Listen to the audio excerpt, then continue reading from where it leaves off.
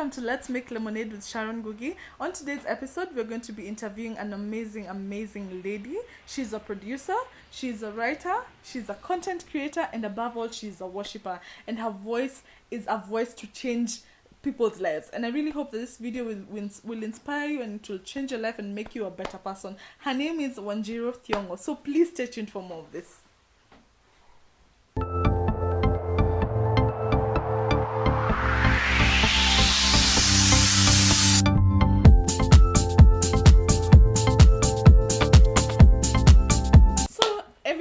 The lovely guest is here with me, and I'm super excited to be doing this interview with her. She's such an amazing personality. She's all good vibes, positivity, and all those nice things. So welcome to the show, Wanjiru Thiong'o. And I'd like us to start by you telling us, who is Wanjiru Thiong'o? First of all, this is very awkward for me because I'm just used to being on the other side. Yeah. But Wanjiru Thiong'o is a producer, content creator, a writer, a friend, a sister, a daughter, and a worshiper. Most importantly, like bottom line, a worshiper. Okay. Yeah. So you're saying you're a worshiper. Let's start with the worshiper bit. Yeah. Does this mean you're saved? What does, many people use the term worshiper because anyone can be a worshiper. And who are you worshipping? People want to know. Are you That's saved? true. Yeah. Are you saved? When did you give your life to Christ? And basically, how has your salvation journey been so far? I'm actually born again. That's what I should have started with. But I am born again. I recently celebrated 12 years in salvation. Oh. I gave my life to Christ in 3rd September 2008. So I have been in salvation for 12 years. It's not been exactly an easy journey, but God has always walked with me step by step. Yeah. So I worship God, the God Almighty. Yeah. Abba Father. Okay. Yeah. Wow. Yeah. What does gracefully broken mean to you, Jiro? And I'm asking this because on last week I had posted a video as I was doing my Thanksgiving, and I was speaking about the beauty in the grace of God, in the way He loves us. So grace is undeserved favor, and every single person who knows God, or every single human being, has been graced by God. Yeah. So what does grace mean to you as a worshiper and as a born again Christian?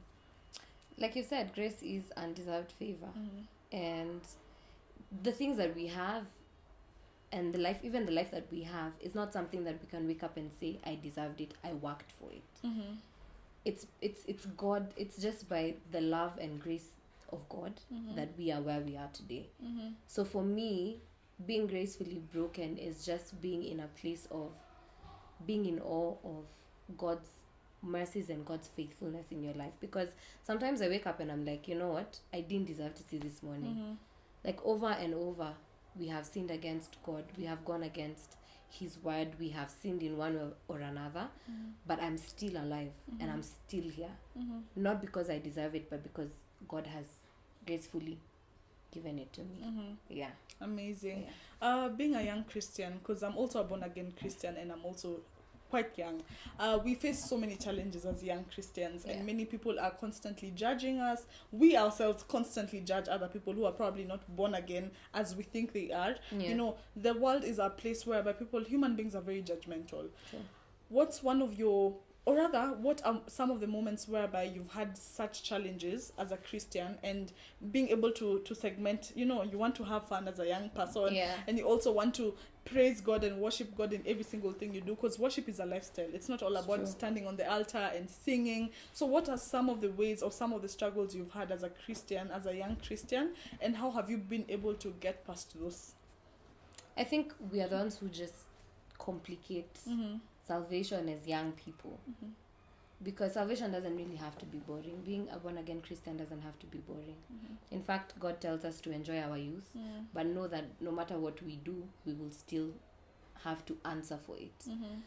I think for me, what has really guided me is allowing God to take full control over my life, and then my actions will be guided by that. And just knowing what God says about certain things in the Bible, knowing that not everything is permissible, but not everything is beneficial. So what's beneficial to me? Spending time with people who have similar beliefs. Spending time with people who believe in the values that I have. People we share values with. And those are the kind of people that help you grow and keep you accountable as you walk. I think, I think in the journey of our friendship, we've had so many fun times. We've had things to do. And I think you can also attest to the fact that salvation is not boring. Yeah. It's actually very fun. You just need to have a circle of friends that actually holds the same values as you do. Because sometimes we yoke ourselves with people who, the Bible says, do not be equally yoked with unbelievers. Yeah. Because those are the people that tend to make you feel like whatever you're doing is not as enjoyable. So when you keep a circle of friends that shares values, the same values that you do, then that kind of makes your salvation, your life balanced in terms of salvation and having fun in salvation. Yeah. Yeah. Wow, amazing. So Wanjiru, I remember we've been friends for so many years right now. And I remember when we were in campus, because we met in campus, there's one thing that I kept telling you about your voice. She's been gifted with such a powerful voice, and I keep telling her that her voice will be used to heal many nations. You remember when I said that? Yeah. So I'd really want people to know, because I don't think you even mentioned that. Okay, being a worshiper, she worships God through music and through singing and all of that. So I'd like you to tell us, when was the first time you actually realized you could sing? Is it something, people who say I was 3 years old and then I discovered, my parents nurtured that gift in me. Yeah. And what's your story about music, and when did you discover this gift you have? Actually, the one moment that's still clear to me up to date, I was in baby class. I'd started going to kindergarten. I was around 3 and I was very hyper. I was a very noisy child. I was, I think, one of the noisemakers in my class. And because I was as I am, I was very short. So I remember before we went home, my teacher placed me on the tables that I could stand above everyone else, and I wanted to sing. And for me, that's where it started. So it's something that I've done since I was a child. And I loved singing. I loved music. My mom also used to sing when she was younger, so I think that's also where I picked it up from. Okay. Yeah. So is it something she's nurtured? Because you see, for many people, especially in our African homes, parents believe that singing, playing football, doing an instrument is, it's something you should do part-time. It's not something you should mainly focus on, because that will not earn you money in our economy. So is it something that your parents are quick to nurture, or is it something that you've had to work on your own? It's something that I thank God my parents nurtured. In fact, I remember when I was in primary school, I really wanted to be a scout. I really, really wanted to be a scout. And I remember going home and telling I think I was in class 4, telling my dad, nibuy a scout's uniform. I want to be a scout. And my dad completely refused. And he told me, you have to join, we used to call it Garden Melodies, the music group, club. And I was really, really offended at that time. But my dad, I think, had seen that in me, and he wanted to nurture and grow. So eventually, when I got to class 7, he bought me a keyboard. So it's something that has been nurtured as I have grown. And now that I look back at it, I see that he wasn't denying me what I wanted. It's just that probably I didn't know what I wanted. What you really wanted, I just thought, because scouting was the ish and it was hyped, that's what I wanted. But he had seen that in me, and that's what he was trying to grow and nurture. Okay. Yeah. So people would love to know, when was the first time you've written songs of your own? Yes. And some people don't even know that. And when was the first time you did that, and what inspired your very first song? And also, you could do a verse for us, The very first song that I did is a song that was co-written.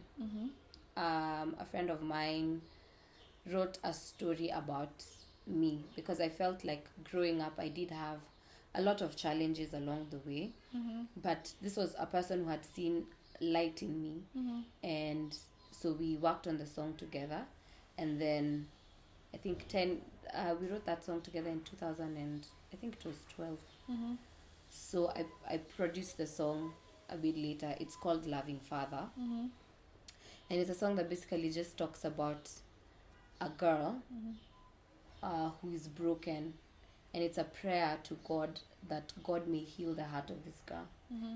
That despite the challenges she's facing, that Lord, you may heal her heart and remind her that you're her father and you've made her beautiful. You knew her even before she was born.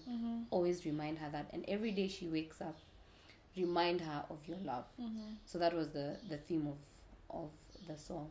And so hopefully with time, because writing has not always been my stronghold. Writing music has not been my stronghold. It's something that I've been picking up as I go.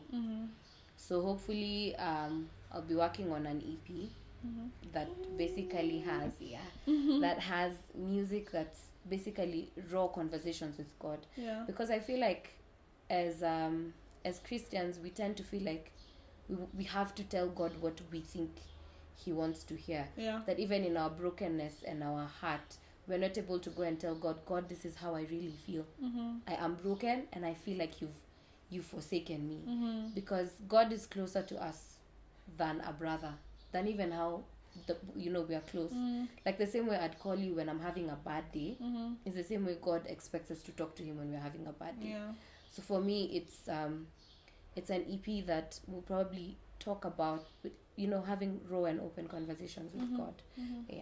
Wow, that's really nice. So what's the loving father? It's, as you've said, it's a story that was written from a friend of yours who watched you grow and they saw light in you. You've said you had challenges growing up. Have you ever, what are some of the challenges you've had, and have you ever gotten to a place whereby you were battling self-esteem issues? And being a person who's out there as a singer, singing is one of those things that you have to muster the courage to stand in front of people so that you can be able to minister. Have you faced challenges with confidence, self-esteem, and body shaming issues perhaps? I actually have. Growing up, one of the things that I faced was that I matured way faster than some of the girls in my class. And for me, I really struggled because how the boys would make fun of you, and also the fact that I'd grow out of my clothes really quickly, and people would always make fun and tease me because my dresses have become shorter, and so things like that would really put me down. I have big eyes, I have very big eyes. I have big lips, and at some point in my life, these were features of my body that I really did not like. I remember when I was in class 7, my classmates had nicknamed me Koala Bear. And if you look at what a koala bear is in Kiswahili, it was a really bad name. Those names, those translations that just sound really bad. And they used to call me that because they said my eyes were really big, and I started hating my eyes. I hated the fact that I had big lips, and so that's where my self-esteem issues also came from. So I did face self-esteem issues, and even as an adult, I still struggle with them. At some point in my life, I was diagnosed with PCOS, polycystic ovarian syndrome, and because I had really bad cramps, and it used to be so bad that I needed to have 2 injections done every day until the last day of my period. And so when I went to see the doctor and the scans were done, that's what we discovered it was.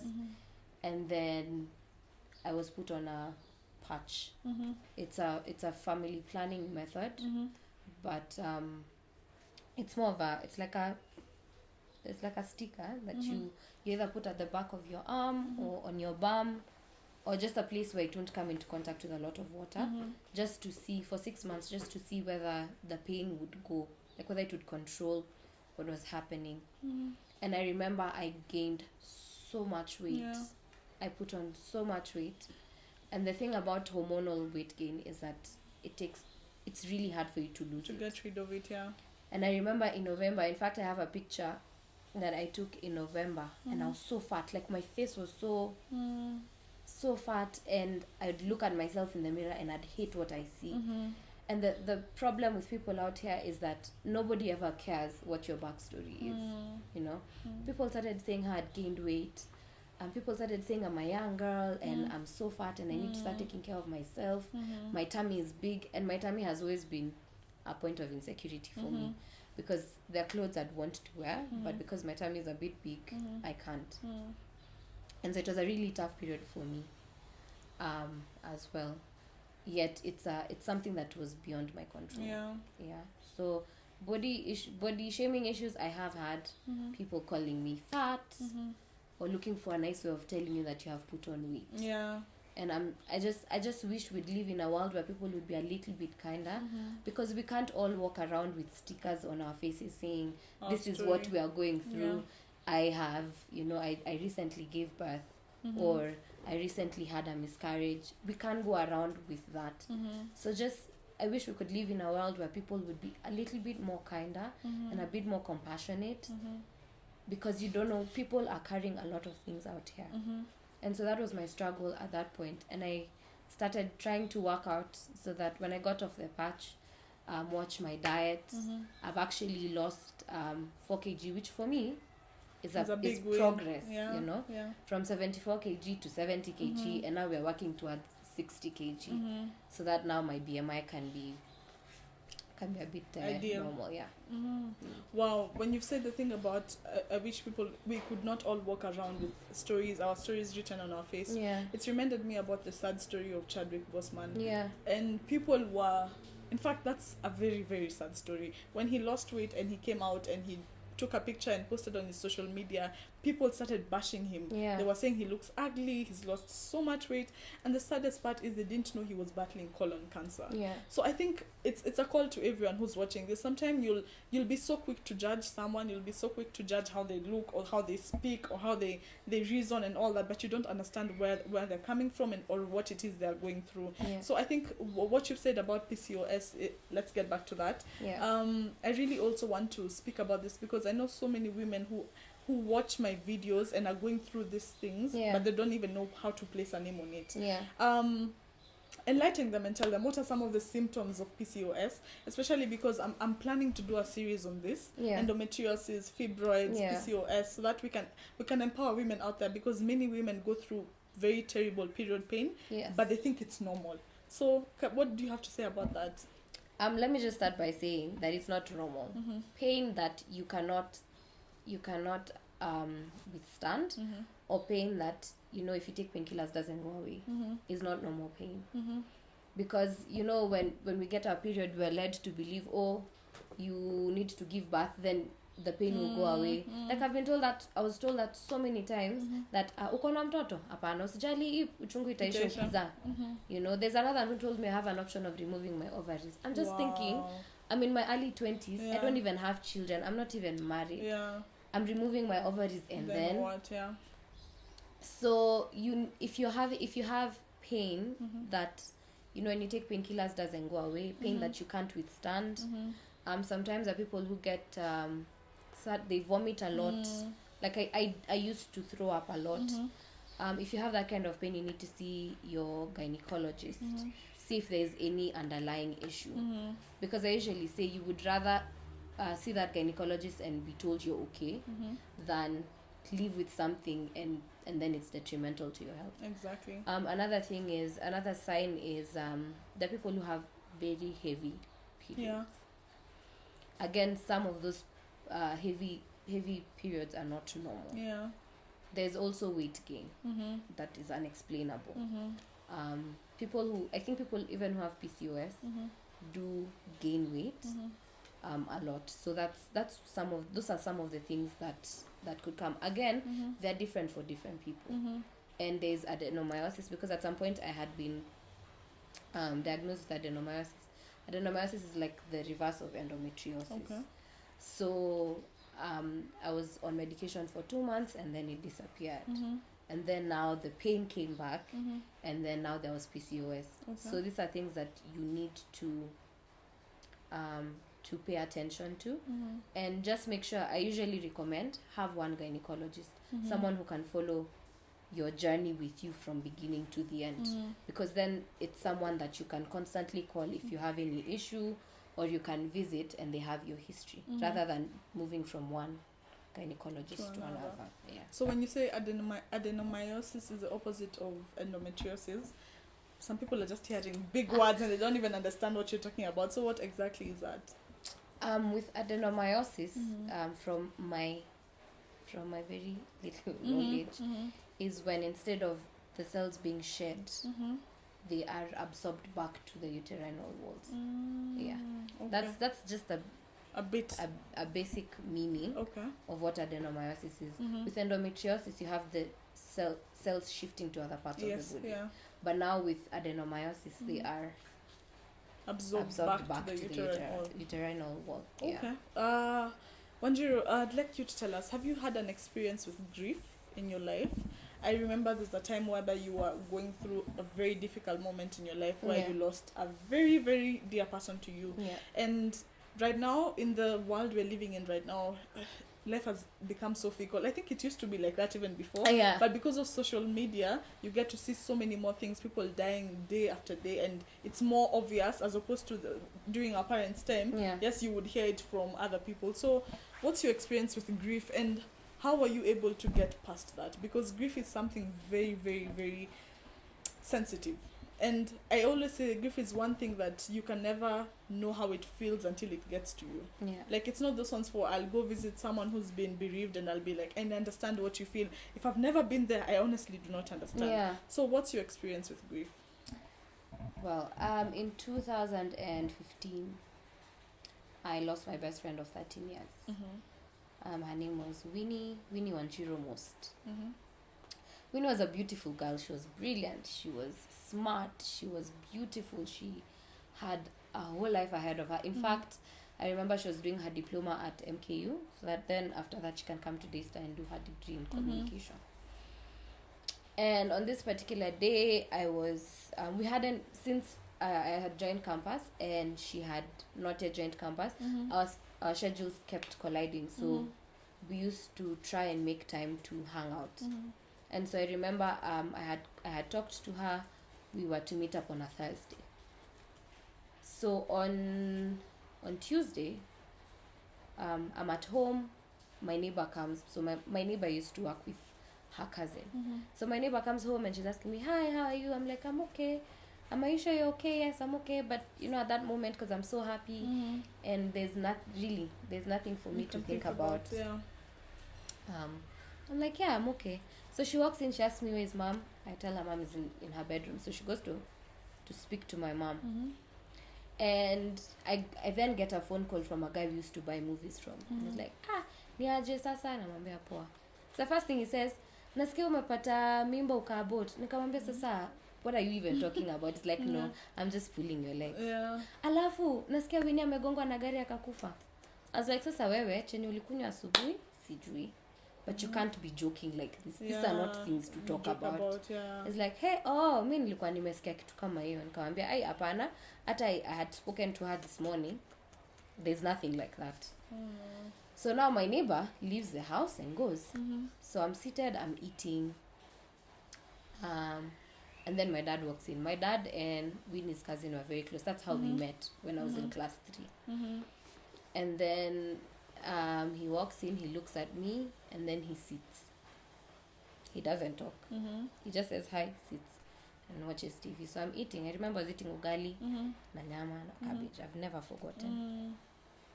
So as soon as I put my plate down, my mom asks me, umeongea na Winnie? Nikamwambia, yeah, in fact, alikuwa anatafuta internship.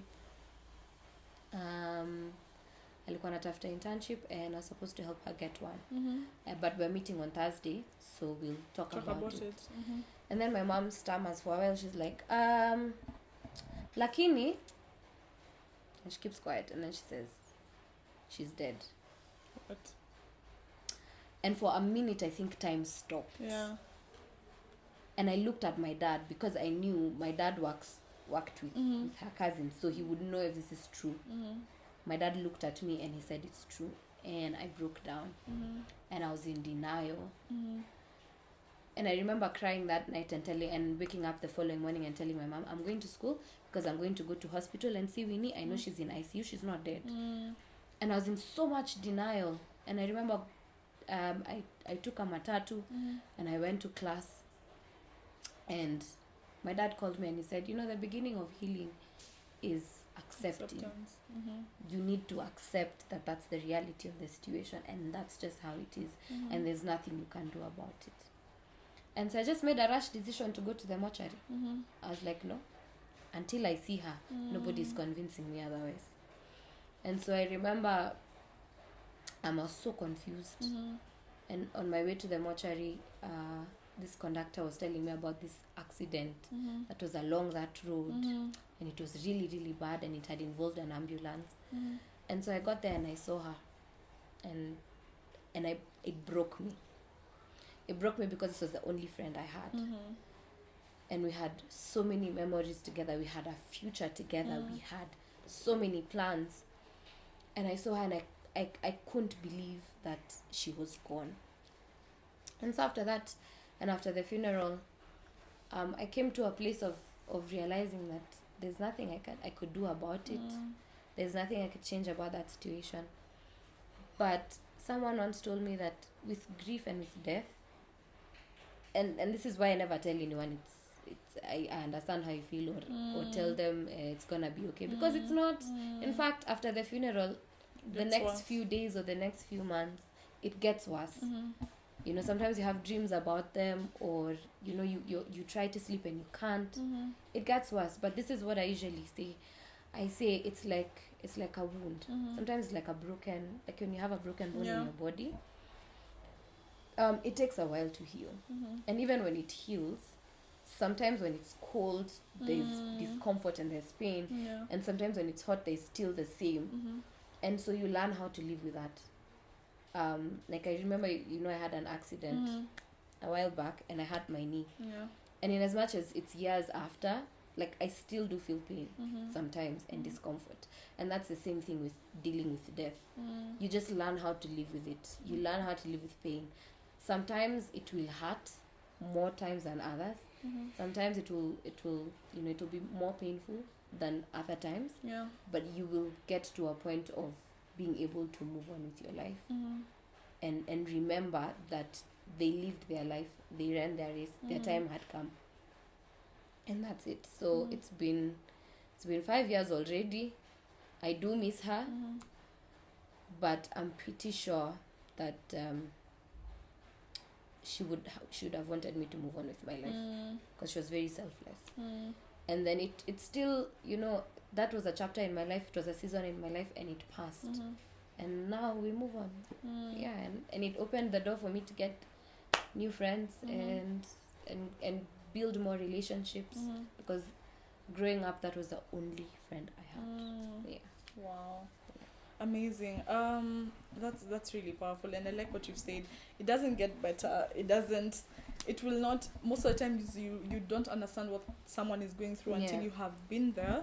But at the end of the day, I think time tells everything. Like as you go by, if you've lost a loved one, if you've lost a friend, if you're in that period of grief, I just want to remind you that it's hard, but it will get better with time, to be honest. I have been there, and I understand when I say it will get better with time. It's not because it becomes less of a wound, as she had said, but it's because you learn how to live with it. You become accustomed to it, and you adapt to the changes that it's brought into your life. And Wanjiru, you have been at a point where in your life where you've gone through depression. And depression is also another thing, like grief. Like, you never understand how it feels until you have been there. And so many times people are quick to judge you. People are quick to say that you don't know how to handle your emotions, or you're always so emotional, or when you think you're the only one who's going through a rough time in life. How was depression like for you? And I think now you're an overcomer. You're a survivor of depression. What do you have to say to people who are out there and they're probably in a pit and they can't see anything but darkness around them? Depression is something I wouldn't wish even for my worst enemy, for sure. Because most people don't understand when people say, oh, I'm depressed. Like, sometimes to some extent I even feel like it's been demonized. You know, you can't be saved and be depressed. You can't be saved and be depressed. And for anyone out there who feels like they're in a dark place and feels like, you know, they've lost hope in life, and they feel like, you know, there's no hope for them, this is what I'm going to tell you. it's gonna be okay. And you're not alone. And this was my mantra then, and it still is: fight to be okay. I saw this meme, and it said, depression, we do not dispute that depression is there, but again, you can't say you're depressed and you're not eating right, you're not working out. And it's something that I came to learn, that you need to fight to retain your sanity. You need to fight to be okay.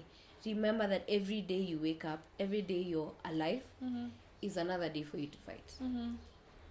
Yeah, it's because for me it was a lot of things. For me, it was dealing with things from my childhood. I was molested when I was a child. I was molested by house helps. I was molested by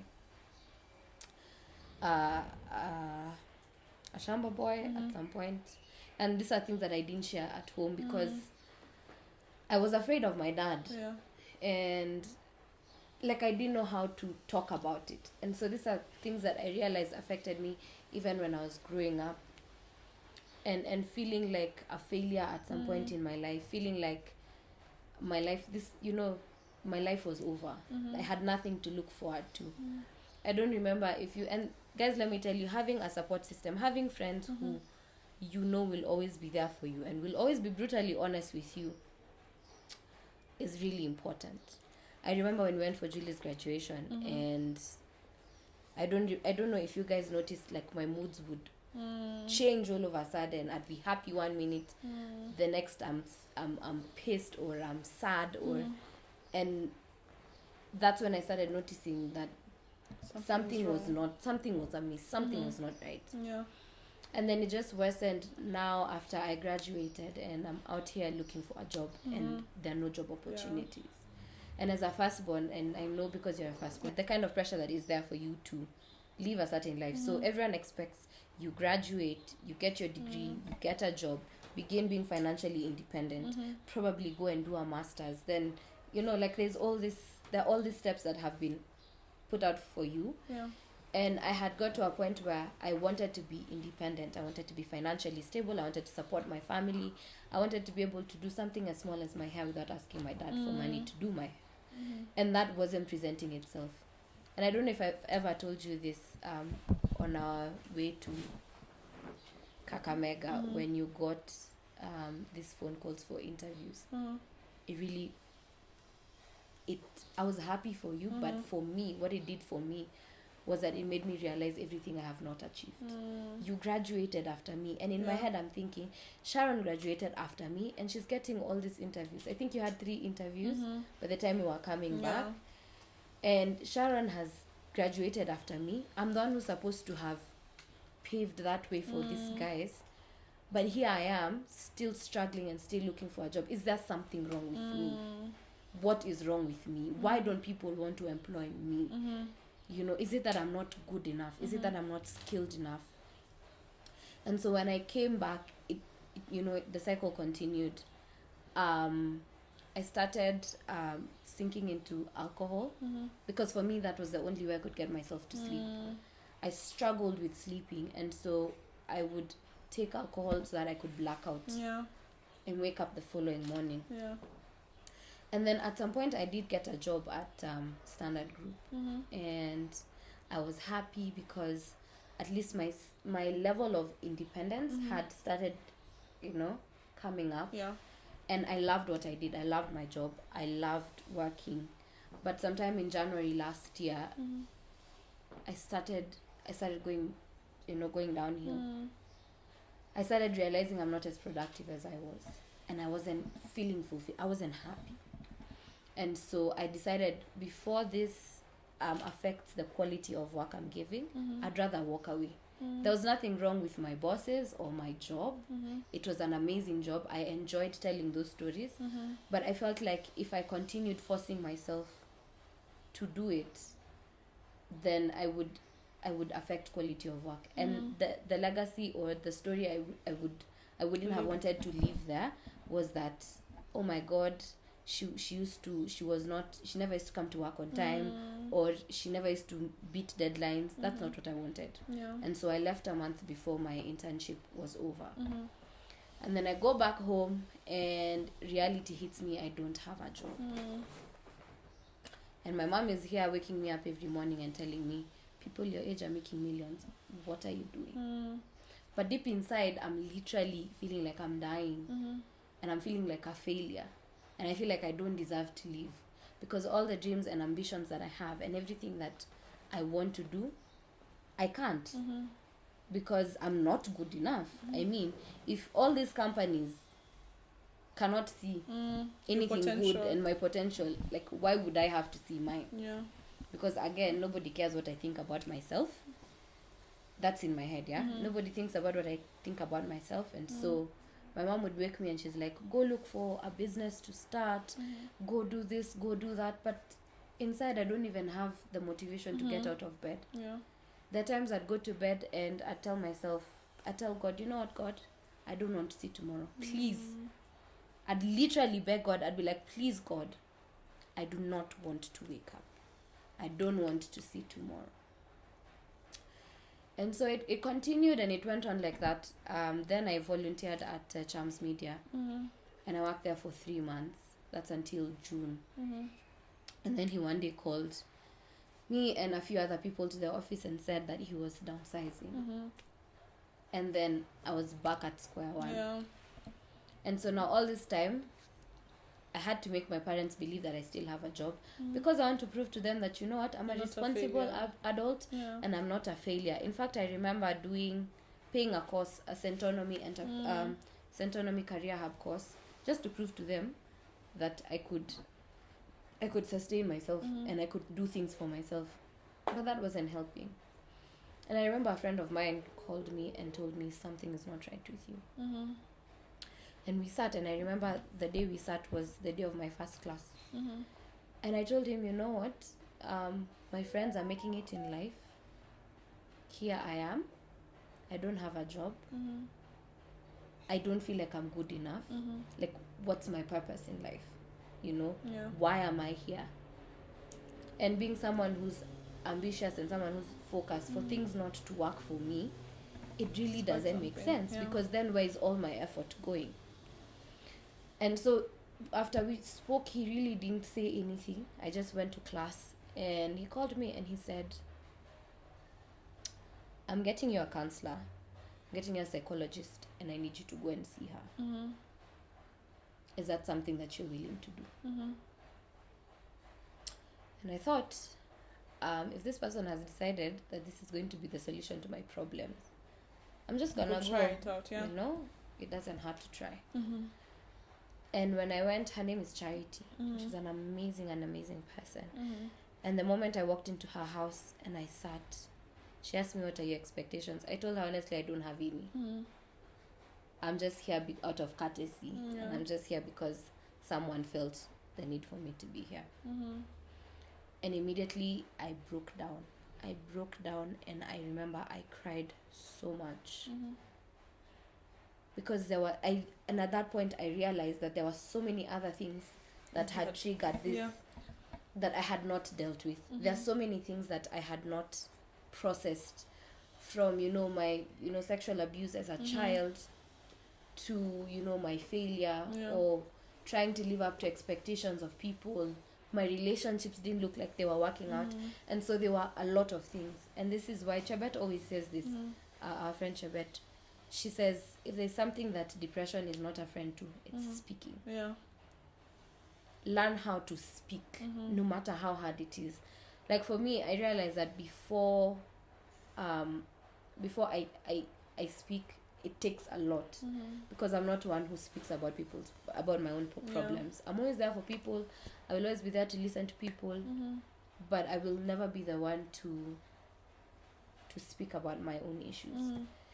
And therapy really helped me, because it helped me be aware of how I feel and some of the issues that I'm facing and some of the challenges.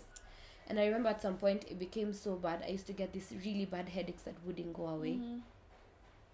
No matter how you know how much medication I'd take, they'd never go away, because it can get so overwhelming that it almost feels like your mind is exploding, you know.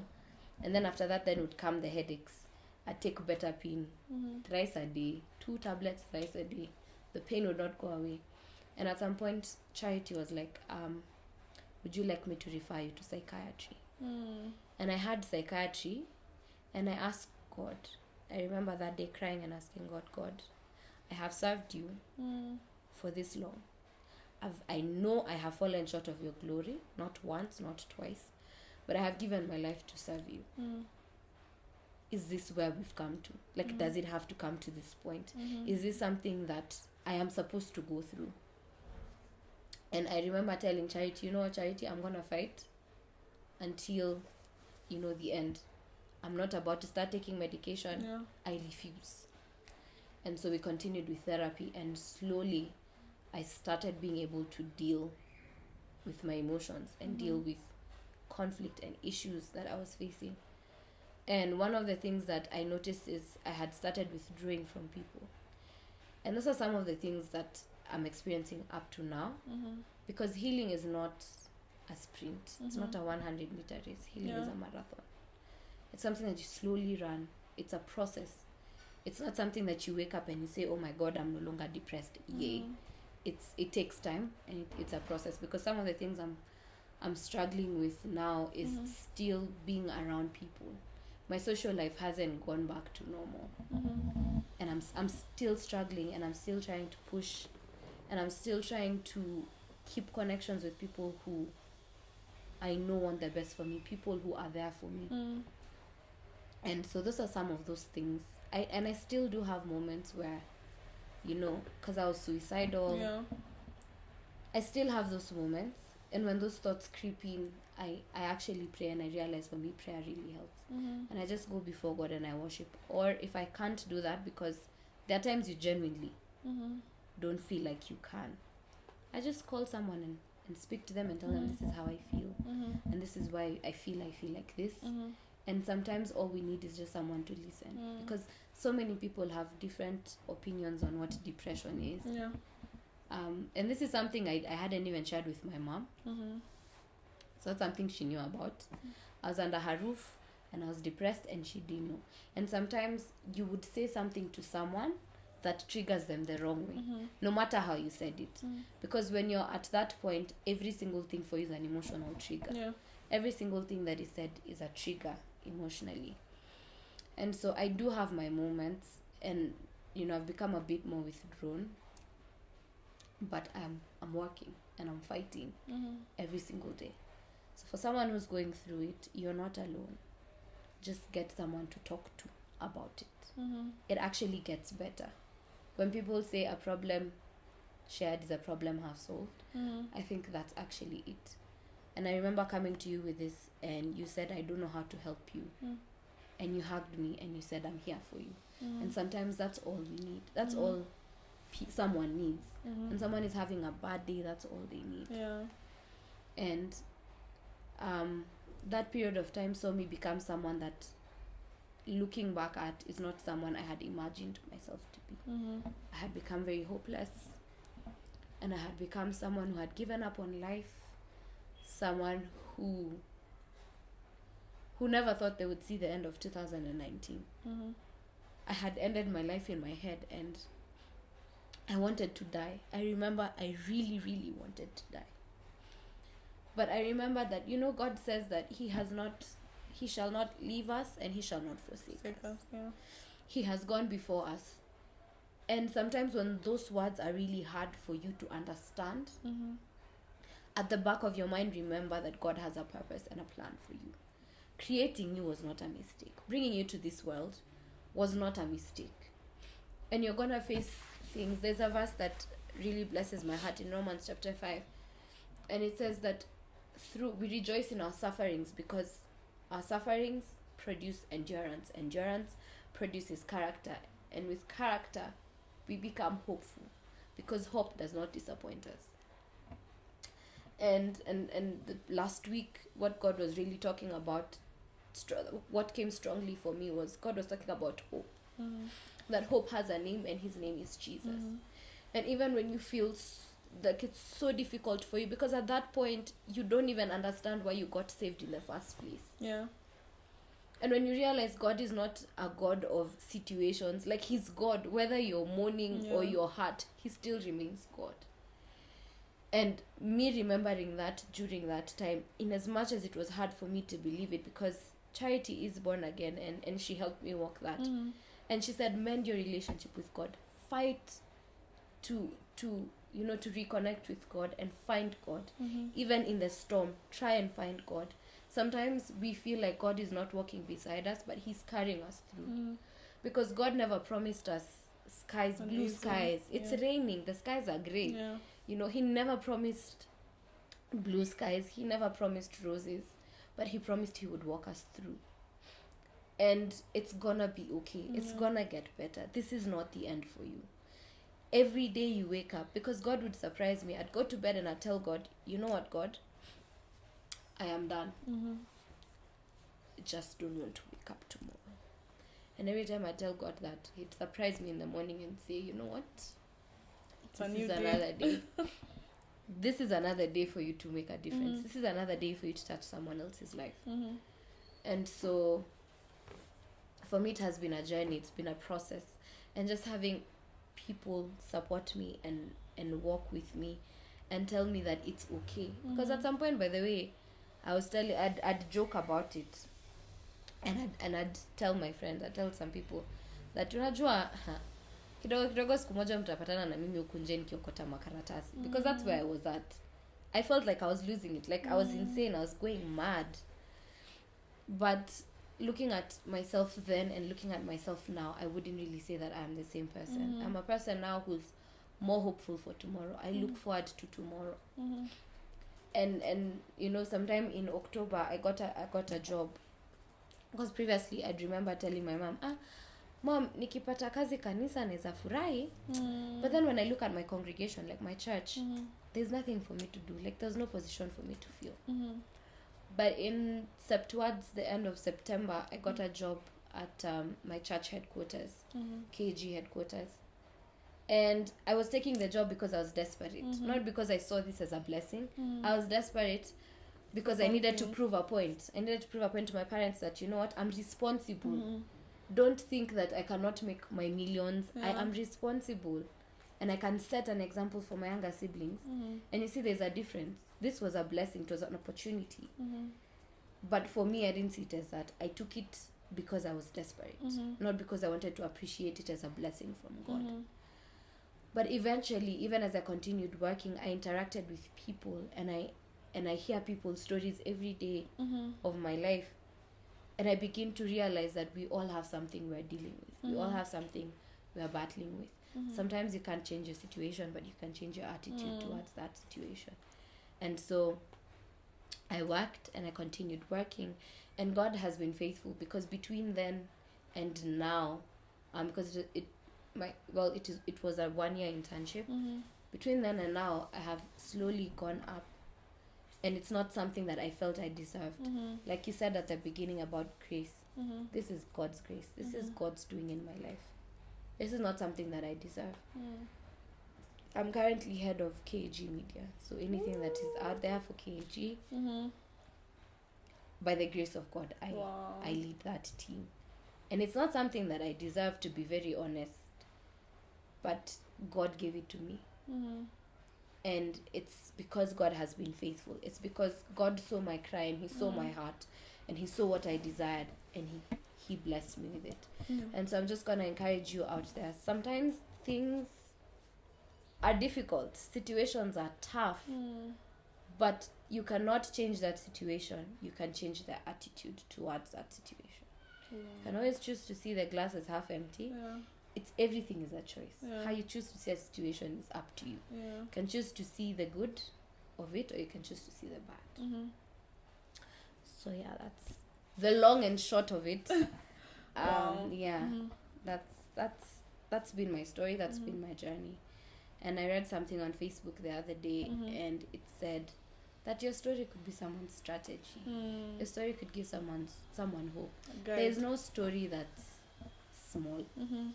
Don't ever feel like your story is small, because sometimes God gives us a story for the sake of someone else.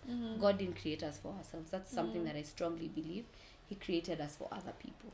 Wow. He created us for other people. Wow. And that's why we say man is not an island. You can't survive on your own. You're there for the other person. And so when we're all thinking about the well-being of the other person, we will live in a greater world. Wow. Yeah. That got so emotional. At some point I was literally just fighting back tears. And there's something that you've not mentioned that was very beautiful. I remember witnessing that in 2019 when you won the Sparfest competition. Yes. And that for me was this show is all about learning how to make lemonade with all the lemons that life throws at you. And when she won this competition, it was at that moment where she was battling serious depression. She was going through a moment where she could not believe who she, I remember being your friend. I know what that meant to you. And I remember when they said you were the winner, I just burst out into tears because I was like, this is what you needed at that point. So how was that for you? I think at that point when I won it, that's when it hit me. You know what? God not done with me. Sparfest is it's a competition that's organized by ICC Nairobi, and it brings creatives together to compete for prize money.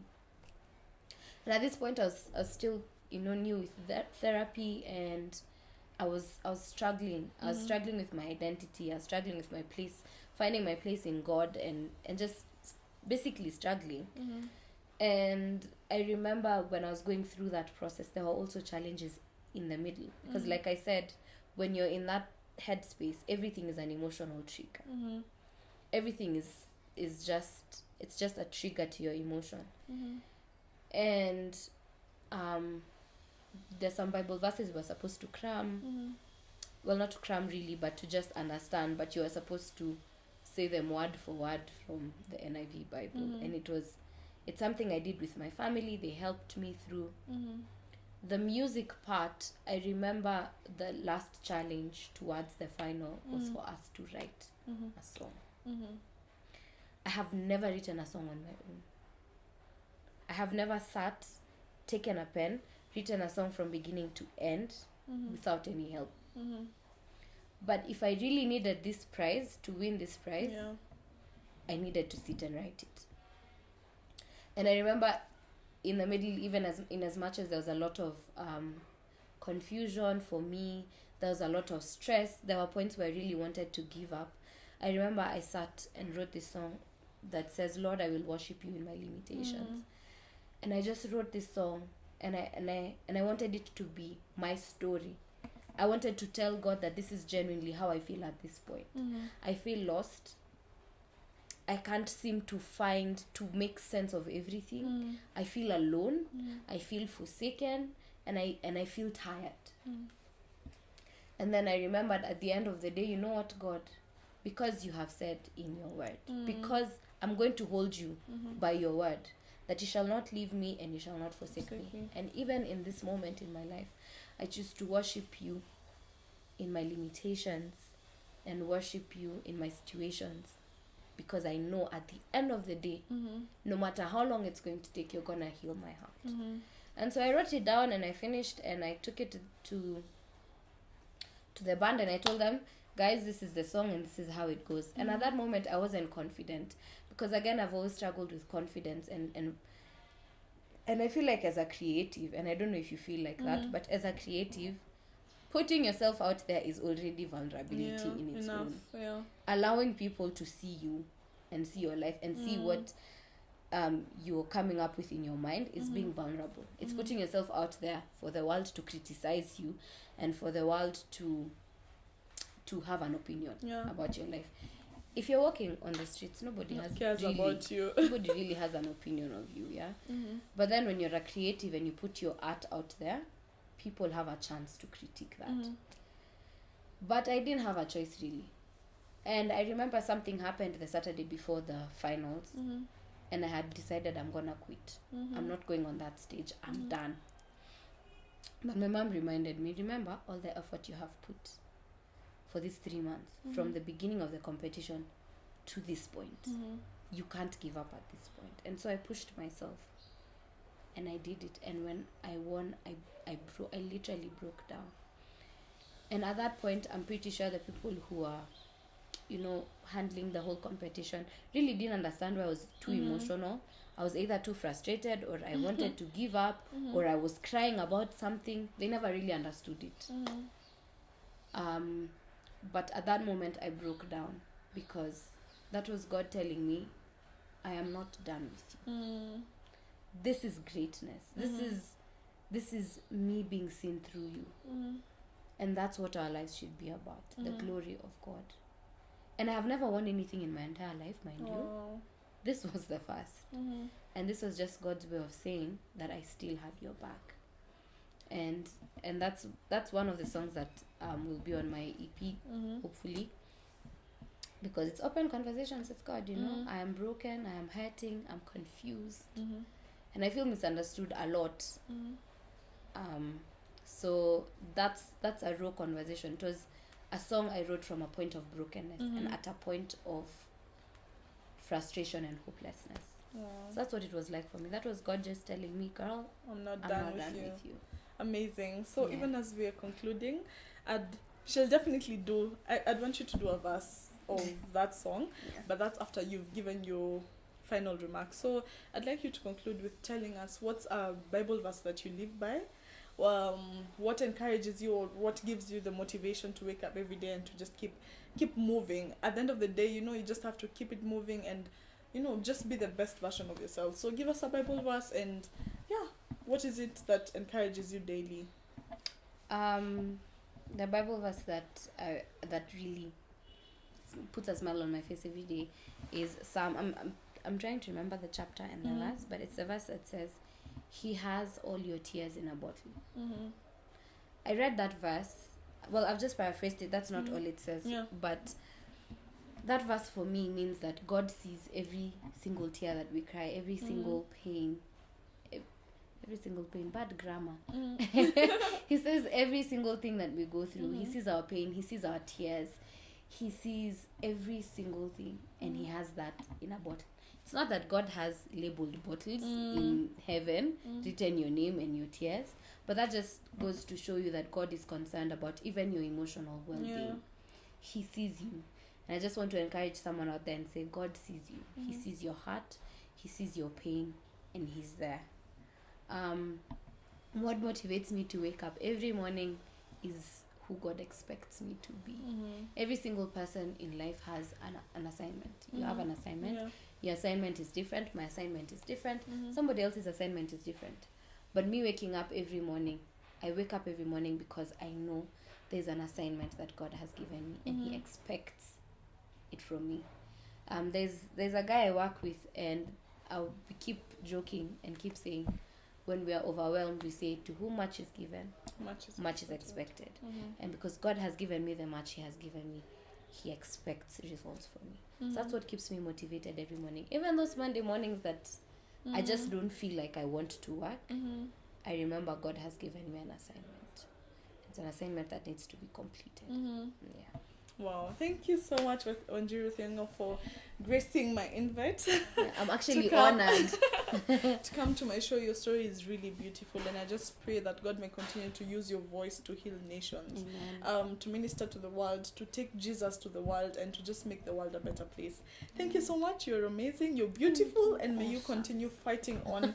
And I just want to add someone out there who's watching this. Remember what she said. Sometimes you could be going through depression, but the thing you need to remind yourself daily is you have to fight. Keep fighting. As in, you see, it's literally fighting for your life, because suicide is not an option. I know so many people who've lost their lives through suicide. We've seen on the news, we've seen on social media, but I just want to tell you that she's been at that point where she was thinking about suicide and thinking about ending her own life because of depression. But at the end of the day, she reminded herself, you know what, I have an assignment, and I'm going to fight to the end, till the point where you'll see the finish line. Yes. So thank you so much for watching this show. Thank you so much. I really hope that it's inspired you. I hope that it's reminded you that life will throw so many lemons at you every single day, as in it's like a jar full of lemons. But at the end of the day, the thing that really matters the most is you turning those lemons into tasty lemonade. So she's done it before, and every single day she's continually doing it. So I hope you'll do the same for yourself. And In case you haven't subscribed, please hit that subscribe button. What are you waiting for? What are you waiting for? Hit that subscribe button. I've always wanted to say this. Hit that subscribe button and click on the notification bell for you to get notifications when we post new videos. Yes! Thank you so much. Stay tuned for the next episode and stay blessed and live unapologetically. At the end of the day, remember that there's no need to live in regret. Whatever happened in the past is in the past. You forge forward and always remind yourself that you have what? An assignment on earth. You have got to complete it, and just always know that your life is for the glory and honor of our Lord Jesus Christ.